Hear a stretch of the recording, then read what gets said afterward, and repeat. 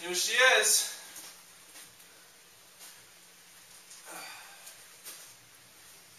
Yep. Very exciting.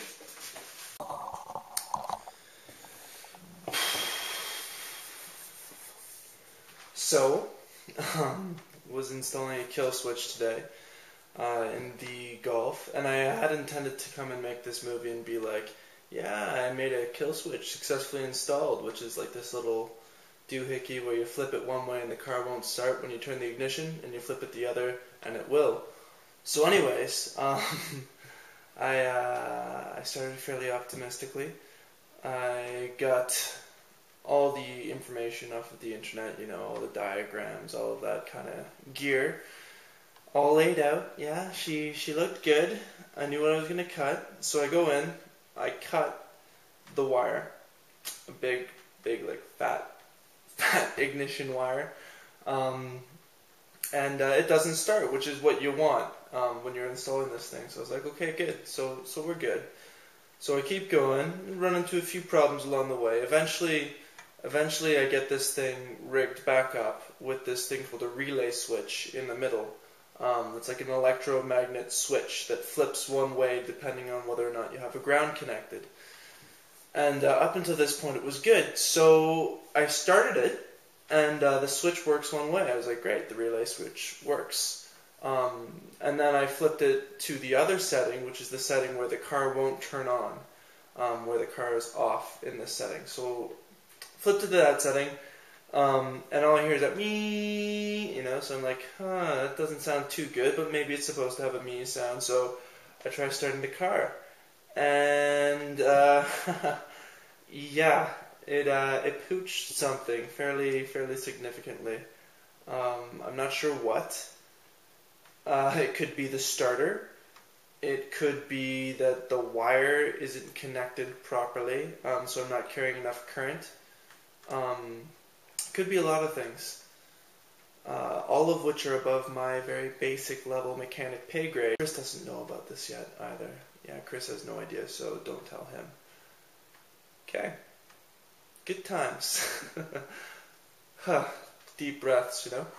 So we're going to be replacing the strut mounts today. It's going to be a lot of fun. Hopefully we have better luck than with the kill switch. Let's just take you over here and show you what we're doing. These little fellas right there, and you can't see it, but it's under there. That cap.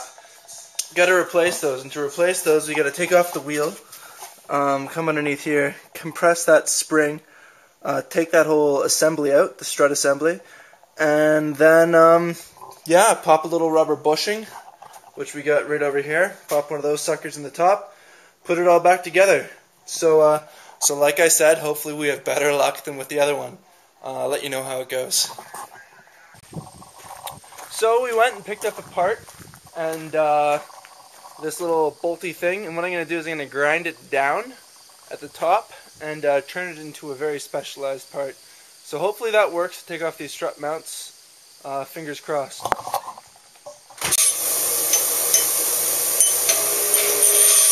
Chris's dad's a dentist. We should have had him do this. Kind of sounds like my dentist chair, doesn't it? Yeah. Sparks fly.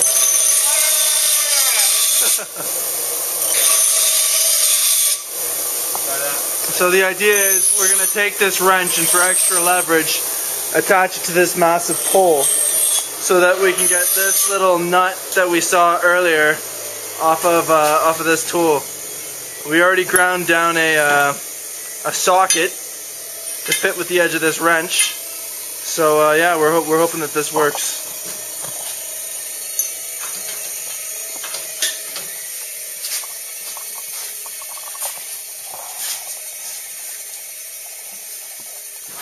Come on. Yes! Did it go? Yes! Did it go? Yes! For real? Yes! There you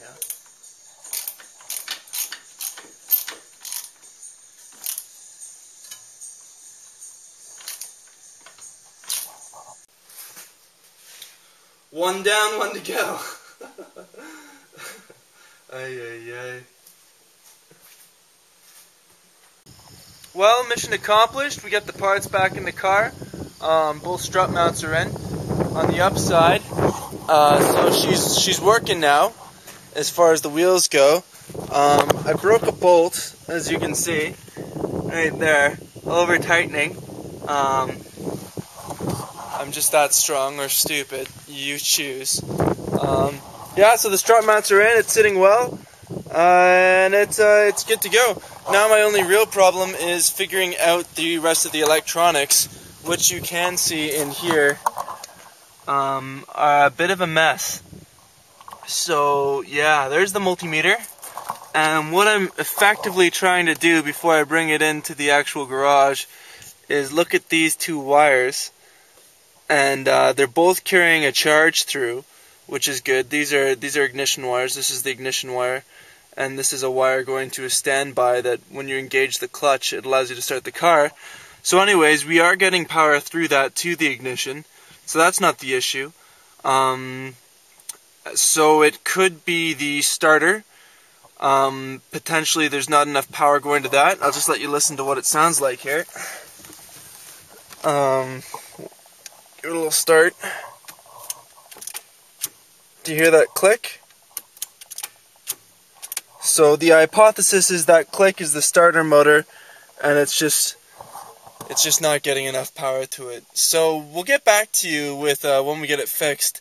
Hopefully what we will end up doing is just bring it to a garage, and there they should be able to fix this problem just with a little gadget, see where the issue is. If it is the starter, that'll be a few $100, but hopefully it's just one of the relays in here, and that'll be significantly cheaper. So we'll let you know how that goes. Cheers.